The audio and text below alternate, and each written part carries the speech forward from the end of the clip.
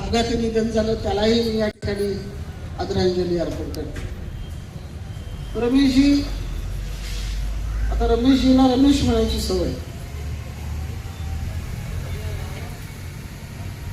वसीम साक्षीदार आहे। आमचा सहवास, आमची एक विद्यार्थ्यांची टीम होती, मी आणि मोतीराम या सगळ्यांना सिनियर। मोतीराम SFIचे महाराष्ट्राचे अध्यक्ष आणि त्यांची कार्यकर्त्यांची टीम, जिल्हा कमिटीमध्ये कॉम्रेड रमेश जेतलिया, वसीम, शेख अनीस आणि आमचे बाकीचे सर्व सहकारी।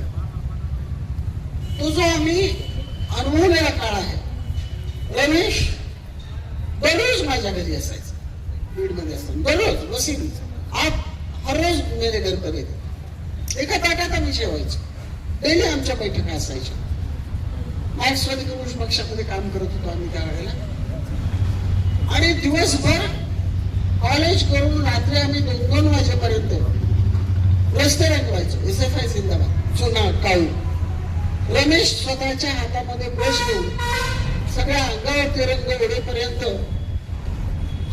सगळ्या बीड जिल्ह्या शहरातले प्रमुख रस्ते रंगवायला आम्ही सर्वजण एकत्रित असायचो।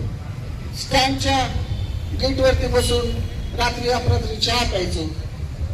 तो जो काळ होता, मोर्चे काढायचो, घेराव घालायचो, जेलमध्ये जायचो, एक जिवंत काळ। त्याच्यामधलं सहकारी आमचा रमेश, आणि पुढे रमेश असेल, वसीम असेल, अनीस असेल, बाबुराव पोटभरे त्यावेळेला जिल्हा कमिटीमध्ये आमच्या बरोबर होते। ते रस्ते रंगवायला वगैरे सुद्धा ते आमच्या बरोबर। बाबुराव अत्यंत ऍक्टिव्ह। बाबुरावचं लग्नच माझ्या घरात जमलं। मंगलताई आणि ते दोघंही SFIचे कार्यकर्ते होते। तेव्हा एक घरोबाचं नातं निर्माण झालं। मी आज जरी मार्क्सवादी कम्युनिस्ट पक्षात नसले तरी सुद्धा तो घरोबा त्या कार्यकर्त्यांचा आजही जिवंत आहे। बहिणीच्या हातचं तर मी किती वेळेला मीठ खाल्लेलं असेल, मला त्याची गणती सुद्धा करता येणार नाही। रमेश आज आपल्याकडे, रमेश हा मोतीरामचा सख्खा मित्र। रमेश मला म्हणायचे, ताई तुम्ही आमच्यावर जळत असाल, आमच्या दोघांच्या मैत्रीवर, इतकी जवळची मैत्री। आमचा एक स्वतःचा सहकारी गेलेला आहे, आमचं एक बांधव गेलेला आहे, आणि आमच्या बहिणीचं तर कौतुक करावं तेवढं कमी आहे। रमेशच्या गेल्यानंतर खरं म्हणजे महिलांच्या मध्ये हिंमत फार असते, पण ती गेल्यानंतर पुरुष हतबल होतात, गळून जातात, पण बाई उभी राहते, लेकरांना सांभाळते, आयुष्य घडवते। माझे वडील 2.5 वर्षाचे असताना माझे आजोबा वारलेले। माझ्या आजीनं लोकांच्या बांधावरती खुरपून वडिलांना मोठं केलं, आणि वडिलांनी आम्हाला शिकवलं। आमच्या वहिनींनी ज्या पद्धतीनं मुलांना संस्कार दिले, रमेशचे संस्कार जपले, त्यांना मोठं केलं, त्यांना शिक्षित केलं, त्यांना डॉक्टर केलं। आणि योगायोग इतका सुंदर की दोन्ही सुना डॉक्टर, स्त्रीरोग तज्ञ, दोन्ही मुलं ही अत्यंत सुसंस्कृत फॅमिली।